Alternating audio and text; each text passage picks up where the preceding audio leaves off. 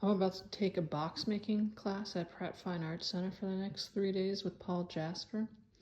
And I'm using the drops for my sideboard, all of this nice ash, and getting small box parts. Small box parts is sort of an understatement. There's going to be lots of pantry outery.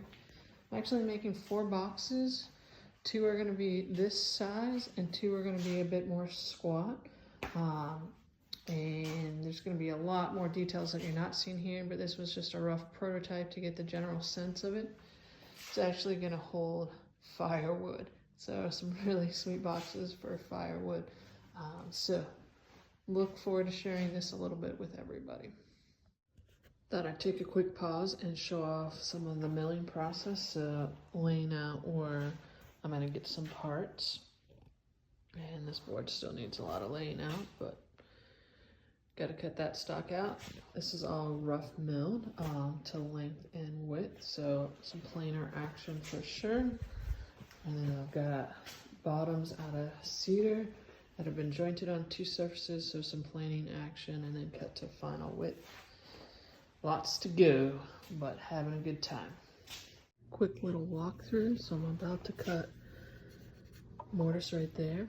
I've got 1/2 inch bits, so all my sides to my box will fully fit in here for strength.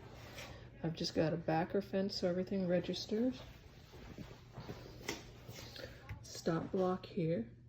And then I've got a bridge that's going to the piece and 2 spots, and then 2 bridges that are holding the jig in place because I didn't have any hardware long enough at the moment. A little peek into how it's going, so you can see I'm flip-flopping it, and now I've got the longer leg piece, but I want the same offset, so that stop up there is working out perfectly. Here I've got it at the far end. Figured I'd show off what I did for myself for future use before I change my setup. So I got 1 1/4 by 1 1/4, got the X through it, and then I set the center, and I had a small little stop block that fit, you know, right there with the centering bit. From there, you know, I found where 0 was, and I went to 3/4 of an inch. I'm a little proud here, but 3/4 of an inch would have been enough. And so from there, what I should have done was not done the 1 unique side.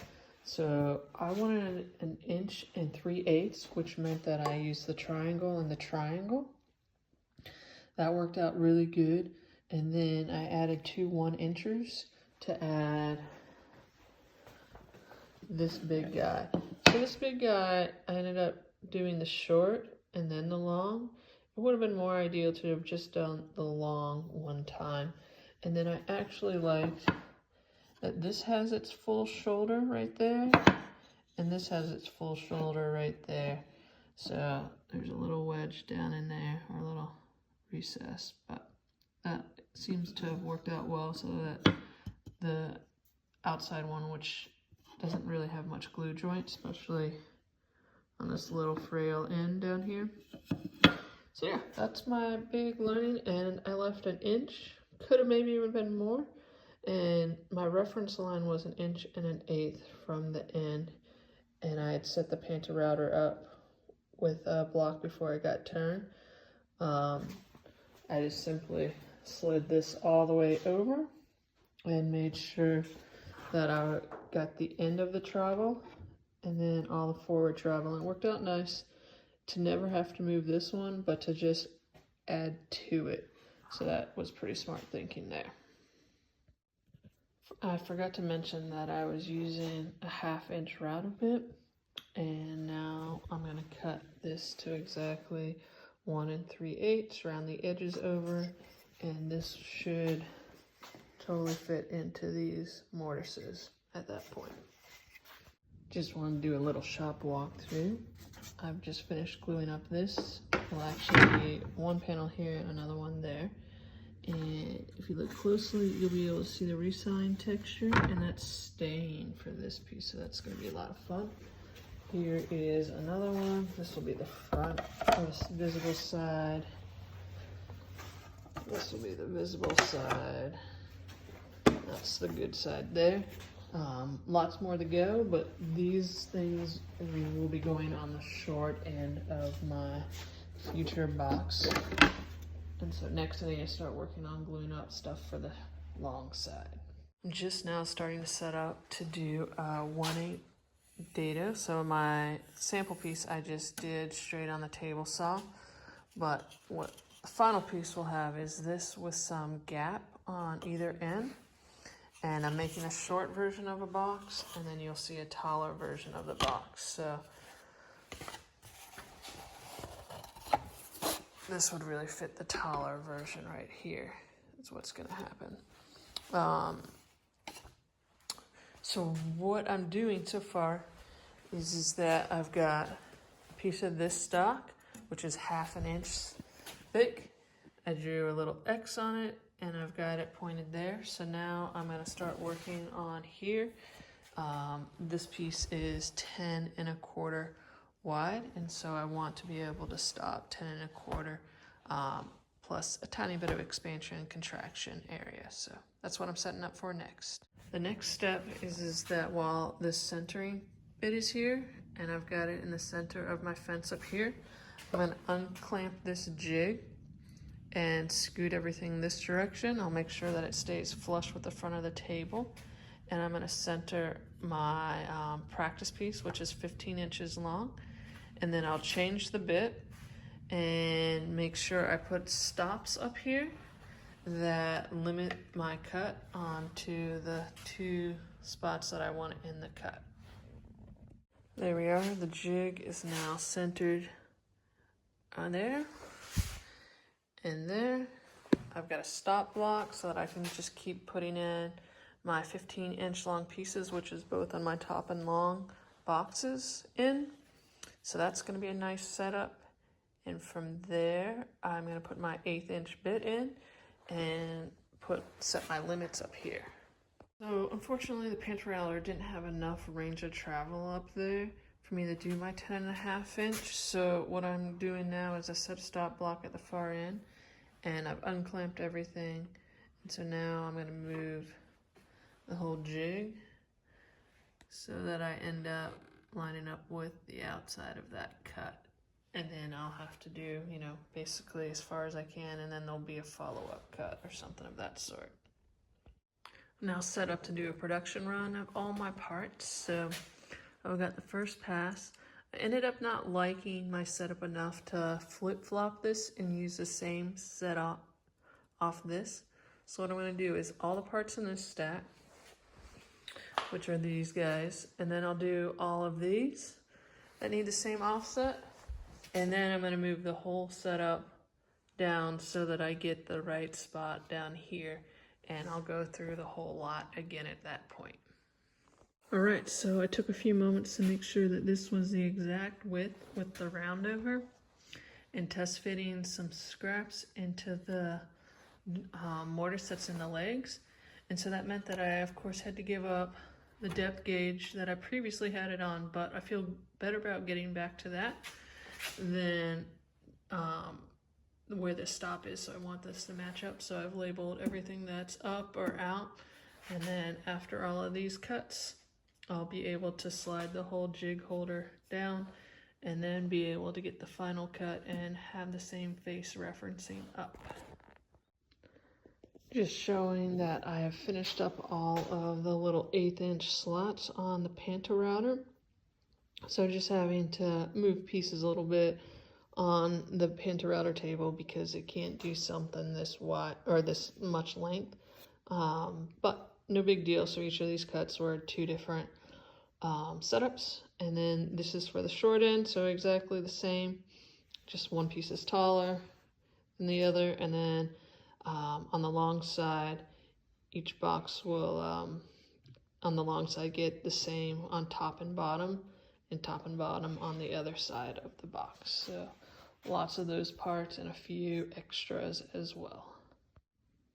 Seemed like a good time to take a pause and to show off progress. So my short side joinery there is done. I still need to round over these guys, but I wanted to I think I'm going to end up mitering these a little bit, so just having a flat reference surface would be nice.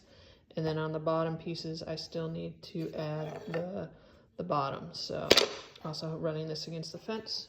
So I've got the bottoms all roughed out, so they'll just need planing to final thickness. And then the long sides have a double panel.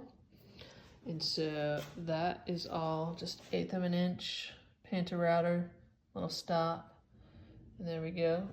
Some Danish cord is going to figure 8 around them, just to add some visual texture. And the panels that go in there are sitting over here.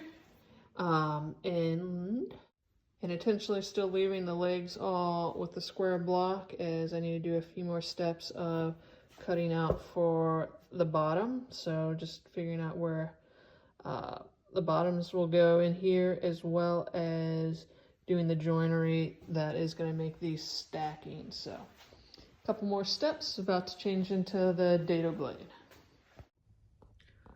Dados for box bottoms have been cut. Here on the long side, only every other one needed it, and they've all been paired with the side and labeled appropriately with their mate. So that's moving along. Next, I'm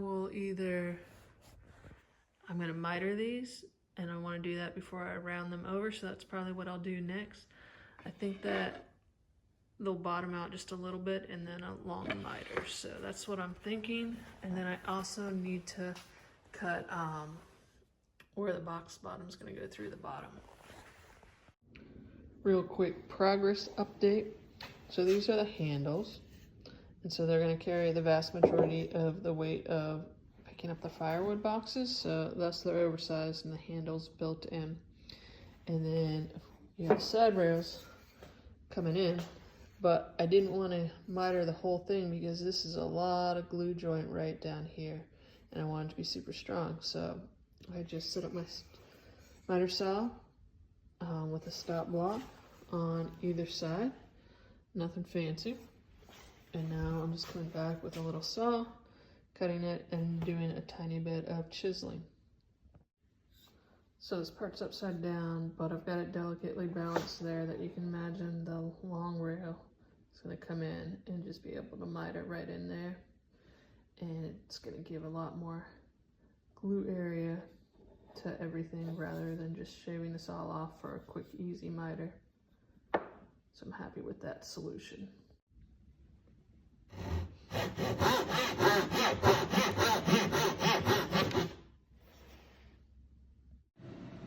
Just wanted to share with you that I've been doing a lot of reselling. So these panels will be covered with Danish cord, so I didn't need to do a nice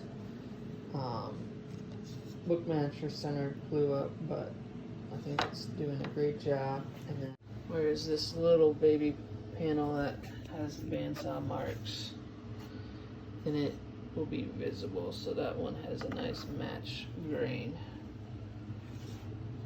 Same thing with this one. And then all of the stock for the boxes that I'm making right now, you know, have been cut on the bandsaw. They were the edges of the slabs that made all of this right here, so lots has been cut. Pretty excited to show off that I just did a dry assembly of all 8 sides. So they are here. The next big step will be, of course, to break apart all the dry assemblies and get ready for a big glue up. And it might be a little hard to see on camera, but that one on the right is not as tall as the one on the left. So there's 4 inches difference. Just for a little interest in that, I had a spot that I wanted to keep the overall set under our windowsill, so that would help not having everything as tall. So the short ones will be for kindling, and as you can see, I've gone ahead and pre-finished all of these parts. So yeah,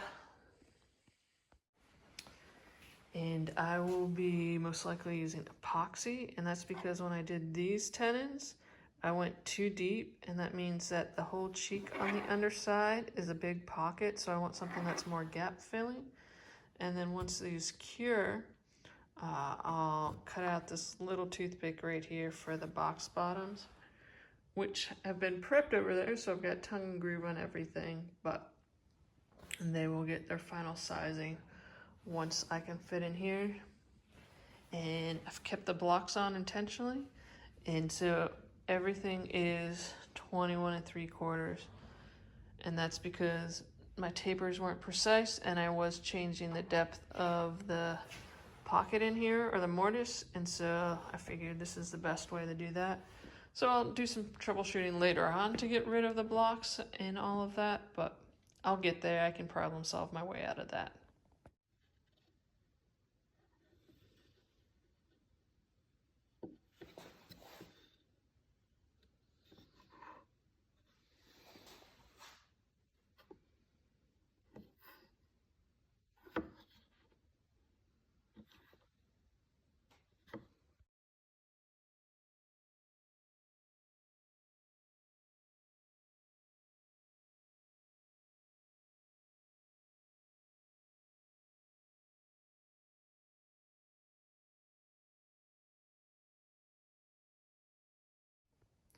Late night glue up of the 8 panels is complete.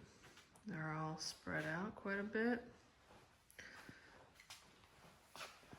This one was one of the trickiest because it had big pockets down there. Needed filling. This one had big pockets as well.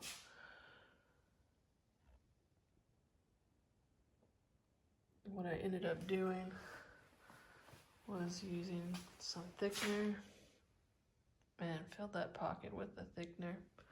So in the morning I'll be able to check these 2 little containers and know that it is all hardened in all the joints. And then next will come the other sides with the bottoms. Getting the long sides out of the clip and just taking a quick moment to get rid of these for box bottoms. Here's some examples of that already done. This was a tiny one back here.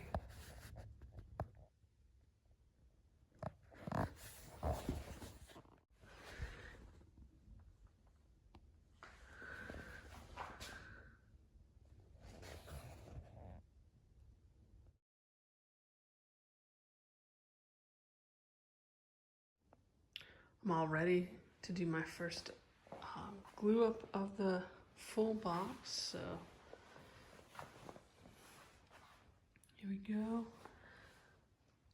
And then this side, instead of having a tongue on the side, it's just straight so that I maximize what's being held in the groove. Its other parts are right there and right there. Here we go. I wanted to show off my process before I close this up, so you can see how much epoxy I've got down in there. And yes, that little toothpick in there is still there.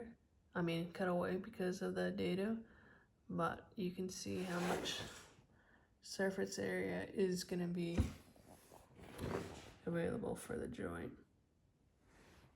And then the big beefy one for the handle, which I'm hoping is going to take the majority of the racking and all of that, but we'll get to see with time. And the next step is that top one's going to come and go right on top of here.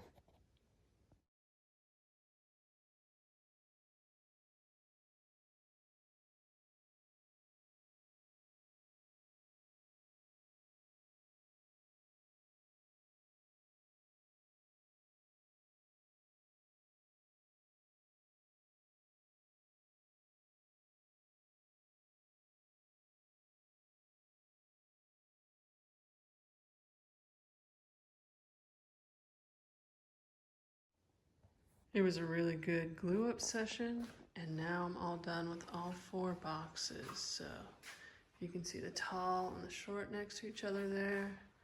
Another short one here. And when they're stacked, there'll be one side that has really clean grain, and then one side that will have some rounds. I couldn't quite get everything out of really clean, so I just embraced it and made it symmetrical. And then coming up, I still need to do all the work of getting rid of the block and putting a recess in the top of this leg so that the bottom of that leg can nest inside it.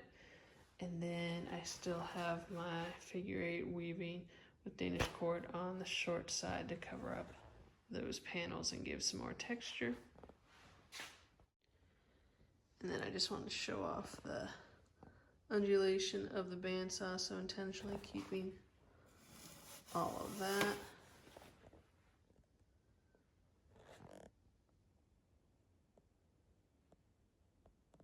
Just because I wanted to do something a little bit different, and I was getting such nice bandsaw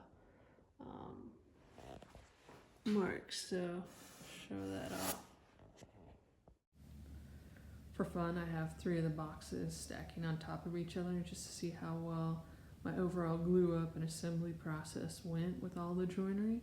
And so these 3 seem like they're going to work out really well.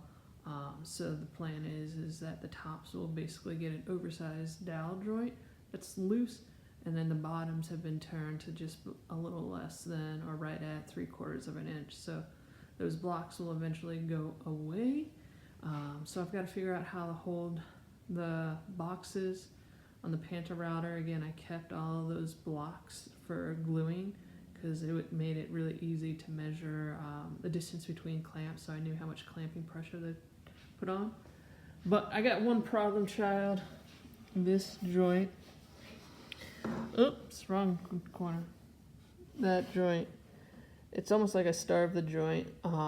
It popped open as soon as I took the clamps off. Maybe I forgot to put epoxy in it. I don't know. So I start saying that this joint here is open, so it does not stack. And so I've just got to think about how am I getting glue down into that nice remote location. So I imagine I'm going to be looking at needles or and whatnot, or how to hold the box, but it looks big when I zoom in, but it's a pretty small little spot to get into. So get a problem shoot that before I do any additional joinery on this box. All right, I've got the box that had the joint that popped away, and I was able to flip my clamp so that I'm doing opposing pressure and just very gently pulled it out. And then using this clamp, because it's mitered, to give me access to this whole shoulder. So you can see that I've pre-finished. And of course it's still down there a good bit in the joint, but I can definitely now easily get my brush down in here to make sure I evenly spread the glue. I also can put a fair bit of glue down in there too with my syringe. So I'm going to proceed putting some epoxy in there, and then once I have that in a decent situation, I'll flip around and make sure I open everything back up and get some glue there. So what I've done is also make the whole box bottom, this last one, go up as far as possible so that I have access in there more. Just practicing my setup, so I have, practice pieces before I do, but I'm at least trying a real piece of seeing how I can hold it in here. So I've got my stops. I'm gonna have room around the front of these guys for a 3/4 inch bit to go in here and to do a little dowel. So just a round one. And then I've got this bridge here. And then on the short ones, I can even clamp it back here. It's not necessary. I've tried undoing it and just seeing that it, this still sits flat on the table. What I've got is 2 setup blocks to balance it out here. So next I'm going to put the tall one on, see how I like it, and then after that I'll actually put a practice block in here and try the setup before I move on to the real pieces. Okay, so I've got the long box on my cast iron table, so flat reference surface, and basically I marked with the tape, which is basically this line right here, so I'll easily be able to keep putting a setup block sort of on this crease here. And so I'm finding 1/8 is just right. I can just barely feel it, but I'm not moving the height up and down. So that lets me know that that can be over there. And then I've got my other 2 setup blocks. Okay, I'm liking my current setup. I haven't done an actual test piece yet, so I'll learn more. But as far as problem solving, getting this onto the Panther router, it seems like I'm there. Where I have a block, I have a shim there. This will have to get moved off to the side so I don't nip it when I use the 3/4 inch bit. Got that in there, went ahead and was able to clamp down to it here at the back of the table. And then when I'm setting things up, this guy doesn't stay in very good, but again, just being able to get that in there. So on we go. Now that we've problem solved that and we know how we're going to hold the big box up on its longest side, now I'll actually try the bit. Thought I'd show off where things are at. They're in a pretty good place. My fix the other day of the joint that popped turned out great, so it's over there now. So what I just now did was cut the bottoms off. Yesterday I'd cut the tops off and done all the holes, so you can kind of see what the stacking version is going to look like over there finally without the big blocks. Things didn't go as well as I wanted, but that's okay. So you can see that this is not dead center, but I did do 7/8 instead of all the legs are 3/4, so there's plenty of room. They all fit in top of each other, but I've been doing a few tricks of the eye, and so just in my round over, just making sure that the top comes out right, and then once there's finished, I think that it's just gonna hide. I tried a ton of different bits on the Panther router. So I tried bits on the Panther router. Everything was burning like crazy. So then I ended up coming over to my drill press and kind of adding this big table out here. And it was just a bumpy ride. This just had enough sway in it that it had a hard time sticking to that center hole that I put in here. It's a little frustrating. I worked really hard and really slow at it, but I also was able to eventually just move on, call it as good as it was going to get for the setup I had, because I just wasn't getting anything on the Panther router to work out. So yeah, all is good, and I'm looking forward to kind of completing the project. I think at this point most people are ready to see their project done rather than just, you know, do the last details. These are about to go getting a little bit of finish on them, where I have just done a little bit of sanding, so that's pretty exciting that the woodworking side of things are now complete. It's a good feeling. They've all got finish on their little tops and bottoms. So tomorrow I gotta start doing the Danish cord weave. I decided that the Danish cord weave should be its own separate video, as this build video has become plenty long, and so you'll have to check my feed out later to see how I did that last step.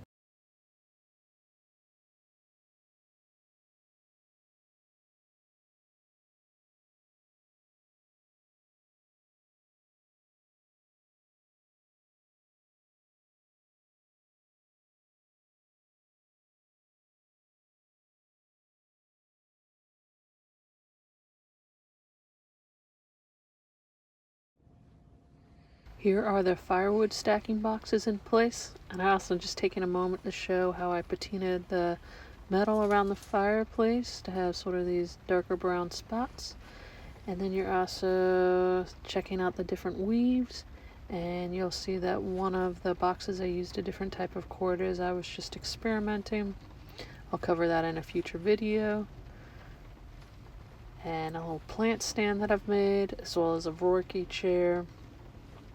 And oh look, there's a bench over here that I've made a while back. It's fun getting to show off a bunch of my furniture to y'all. And then I've made this walnut slab table with this flame birch base, and it's also used as a crafting table from time to time. Subscribe, like, check out other videos, do all those normal YouTube things. Thanks so much.